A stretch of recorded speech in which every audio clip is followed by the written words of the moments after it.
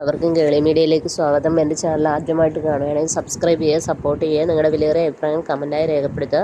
അപ്പോൾ നമുക്ക് ഇഷ്ടമെന്ന സീരിയലിൻ്റെ എപ്പിസോഡിലേക്ക് പോയാലോ. ഇന്നത്തെ എപ്പിസോഡ് തുടങ്ങുന്നത് തന്നെ നമ്മുടെ ഇഷിത ആദിയെക്കുറിച്ച് പറയുന്ന കാര്യങ്ങളാണ്. മഹേഷിനും വിഷമമാകുന്നു, ആദ്യം മോശം രീതിയിലാകും, ഇനി എന്ത് ചെയ്യാൻ പറ്റും എന്നുള്ളൊക്കെ കാര്യങ്ങളൊക്കെ പറയണം. അപ്പം ഇഷിത പറയാ, മഹേഷ് വിഷമിക്കേണ്ട, ഞാൻ ചിപ്പി വഴി അവരെ നമ്മളിലേക്ക് കൊണ്ടുവരാം, പക്ഷേ അവൻ്റെ അമ്മയിൽ നിന്ന് അകറ്റണ്ട, അല്ലാതെ തന്നെ അവനോ കാര്യങ്ങൾ പറഞ്ഞ് മനസ്സിലാക്കി മഹേഷിൻ്റെ അടുത്ത് കൊണ്ടുവരാം എന്നൊക്കെ പറയുന്നു. അപ്പം മഹേഷ് പറയുന്നില്ല, അവൻ എന്നോട് ഒരു സ്നേഹമൊന്നുമില്ല, അവൻ്റെ ഭാവി എന്തായി തീരുമെന്നൊക്കെ ഇങ്ങനെ ആലോചിച്ച് വിഷമിക്കുകയാണ്. അപ്പോൾ ഇഷിത ആശ്വസിപ്പിക്കുകയാണ്.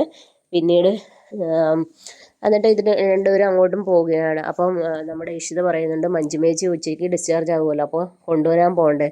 അപ്പം മഹേഷ് പറയുന്നത് ഞാൻ പോകാമെന്ന് പറഞ്ഞ് നിൽക്കുന്ന സമയത്താണ് നമ്മുടെ മഞ്ജിമയും സ്വപ്നവല്ലി അകത്തേക്ക് വരുന്നത്. അപ്പോൾ പറയുന്നു, നിങ്ങൾ എത്തിയോ എന്ന് ചോദിക്കുന്നു. അപ്പോൾ ഇഷിത പറയുന്നു, ഉച്ചയ്ക്കാണല്ലോ ഡിസ്ചാർജ് എന്ന് പറഞ്ഞതെന്ന് പറയുന്നു.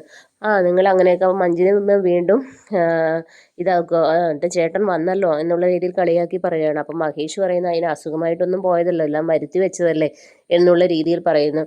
അല്ലെങ്കിൽ നിങ്ങൾ അങ്ങനെയെന്നൊക്കെ പറയുന്നുണ്ട്. മഞ്ജു പറയും, ഇനിയും ഞാനിത് ചെയ്യുമെന്ന് പറഞ്ഞു. അപ്പോൾ പറഞ്ഞു, നിങ്ങൾ കൂടുതൽ പേടിപ്പിക്കുകയൊന്നും വേണ്ട എന്നുള്ള രീതിയിൽ മഹേഷ് പറയുകയാണ്. അപ്പോൾ സ്വപ്നവല്ലി മഞ്ജുമ പറഞ്ഞിട്ട് അകത്തേക്ക് പോകുന്നു. അപ്പോൾ സ്വപ്നവല്ലി പറയുന്നു, ഞാനും കാണിച്ചു തരാം, എൻ്റെ മകളുടെ ഭർത്താവിനെ ഇറക്കിയില്ലെങ്കിൽ ഞാനും ആത്മഹത്യ ചെയ്യും, അങ്ങനെയുള്ള രീതിയിലൊക്കെ മഹേഷിനോട് പറയുകയാണ്.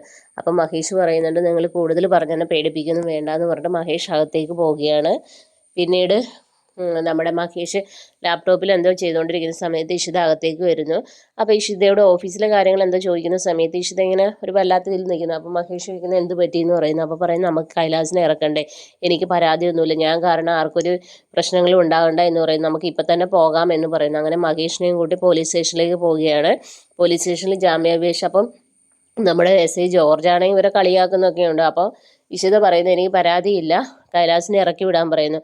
അപ്പോൾ അയാൾ പറയുന്നത്, അതിന് കൈലാസ് ഇവിടെയല്ലല്ലോ, അപ്പം ഇഷിതയും മഹേഷും ചാടി എഴുതാവും, കൈലാസ് എവിടെ പോയി എന്ന് ചോദിക്കുന്നു.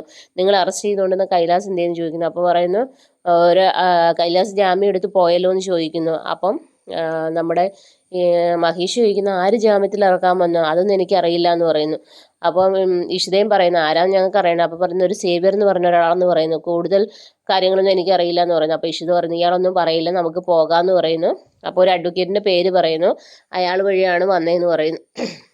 അങ്ങനെ ഇഷിതയും മഹേഷും പുറത്തിറങ്ങിയിട്ട് ആലോചിക്കുകയാണ്, ഇത് എവിടെ പോയി കാണും എന്നുള്ള രീതിയിലൊക്കെ വരുന്നുണ്ട്. അവർ വക്കീലിനെ കാണാൻ വേണ്ടി പോവുകയാണ്. വക്കീലിൻ്റെ അടുത്ത് നിന്ന് വക്കീലിനോട് ചോദിക്കുന്നു. അപ്പോൾ വക്കീൽ പറയുന്നു, ഞാൻ പേരും നാളൊന്നും എഴുതി വയ്ക്കാറില്ല, ഒരു സേവ്യർ എന്ന് പറഞ്ഞ ആളാണ് കൊണ്ടുപോയത്, ചിലപ്പം അവർ 2 ദിവസം ലോക്കപ്പിൽ കിടന്നതല്ലേ, വല്ല എൻജോയ്മെൻറ്റും എല്ലാം പോയി കാണും എന്നുള്ള രീതിയിലൊക്കെ പറയണം. എന്നിട്ട് അങ്ങനെ ഒഴിവാക്കുകയാണ് അവിടുന്ന് അവർ പുറത്തിറങ്ങി കഴിഞ്ഞിട്ട് മഹേഷ് പറയുന്നു, അല്ലെങ്കിലും കൈലാസ് എവിടെ പോയി കാണും എന്ന് ആലോചിക്കുകയാണ്. അപ്പോൾ ഇഷിതയോട് പറഞ്ഞ് വീട്ടിലേക്ക് വിളിക്കാൻ പറഞ്ഞു. അങ്ങനെ സ്വപ്നവല്ലിയെ വിളിക്കുമ്പോൾ സ്വപ്നവല്ലിയുടെ ഇന്ന് നന്നായിട്ട് ഇഷിതയ്ക്ക് കിട്ടുകയാണ്. അപ്പോൾ ഇഷിതയ്ക്ക് മനസ്സിലാകുന്ന അവിടെ കൈലാസ് ഇല്ല എന്നുള്ള കാര്യം മനസ്സിലാകുകയാണ്.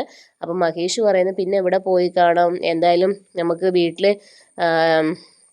അച്ഛനെ ഒന്ന് വിളിച്ച് നോക്കാമെന്നും പറഞ്ഞിട്ട് അങ്ങനെ അപ്പോൾ അവിടെയും ഇല്ല. അപ്പോൾ ഇഷിതയുടെ വീട്ടിൽ അവർക്കും ടെൻഷനാണ്, കാരണം ഇനി അവനെ കാണാതായത് ഇതല്ല ഇഷിതയുടെ തലയിൽ വരുമെന്ന് അവർക്കറിയാം. ഇതേ സമയം നമ്മുടെ ആശുവിൻ്റെ വീട്ടിലാണെങ്കിൽ ആശുവിൻ്റെ അമ്മായിയമ്മയാണെങ്കിൽ ഇഷിതയെ എങ്ങനെയും തരം താഴ്ത്താൻ വേണ്ടി നിൽക്കുകയാണല്ലോ. അപ്പോൾ ആശു ഇങ്ങനെ വീട്ടിലേക്ക് വിളിച്ച് പറയുകയാണ്, ഇവിടെ എല്ലാവരും ഇങ്ങനെ പറയുന്നുണ്ട് കൈലാസേട്ടനെ കാണാനില്ല, ഇഷിതേച്ചിയാണ് കാരണം എന്നുള്ള കാര്യങ്ങളൊക്കെ ഇങ്ങനെ പറയുകയാണ്. അപ്പോൾ ഉടനെ വന്നിട്ട് നമ്മുടെ ആശുവിൻ്റെ അമ്മായിയമ്മ ഫോൺ വാങ്ങുകയാണ്. എന്നിട്ട് നമ്മുടെ പ്രിയാമണിയോട് മോശമായിട്ട് സംസാരിക്കുക. അങ്ങനെ പ്രിയാമണി ഫോൺ കട്ട് ചെയ്ത് എന്നിട്ട് അവിടെ നിന്ന് അവരോട് പറയുന്നത്, ഈ തള്ളെ ഒരു കാലത്തും ഗതി പിടിക്കത്തില്ല, അവരുടെ വായിൽ നിന്ന് വരുന്ന എന്തൊക്കെയാണ്, ഞാനൊന്ന് പോയി പ്രാർത്ഥിക്കട്ടെ എന്ന് പറഞ്ഞ് പ്രാർത്ഥിക്കാൻ പോവുകയാണ്.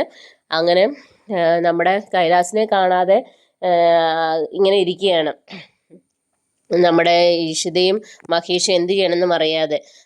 നാളത്തെ എപ്പിസോഡിലാണ് കാണിക്കുന്നത്, നമ്മുടെ കൈലാസിനെ തപ്പി ഇവർ വീണ്ടും അന്വേഷിച്ച് ഓരോ സ്ഥലങ്ങളിലൊക്കെ പോവുകയാണ്. ഇവിടെ പോയി എന്നറിയുന്നില്ല.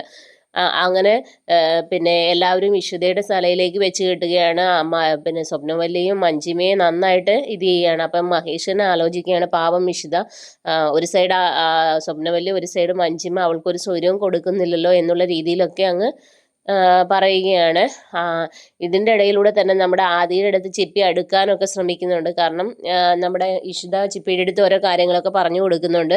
നമ്മുടെ ആദിയോട് നല്ല കാര്യങ്ങളൊക്കെ പറഞ്ഞു കൊടുക്കുക. അങ്ങനെ ചിപ്പി ആദിയുടെ നല്ലൊരു അനിയത്തിക്കുട്ടി ആകാൻ പോകുന്ന കഥയിലേക്കൊക്കെയാണ് വരുന്നത്. അങ്ങനെ ഇഷിതയുടെ അടുത്തേക്ക് ആദി വരാനൊക്കെ പോകുന്ന കഥകളാണ് നെക്സ്റ്റ് എപ്പിസോഡിൽ വരുന്നത്. ഇതൊക്കെയാണ് നെക്സ്റ്റ് എപ്പിസോഡിലുള്ളത്. അപ്പോൾ എല്ലാവരും വെയിറ്റ് ചെയ്യുക നാളത്തെ എപ്പിസോഡിനായി. അപ്പോൾ ഓക്കെ, ബൈ ബൈ, താങ്ക്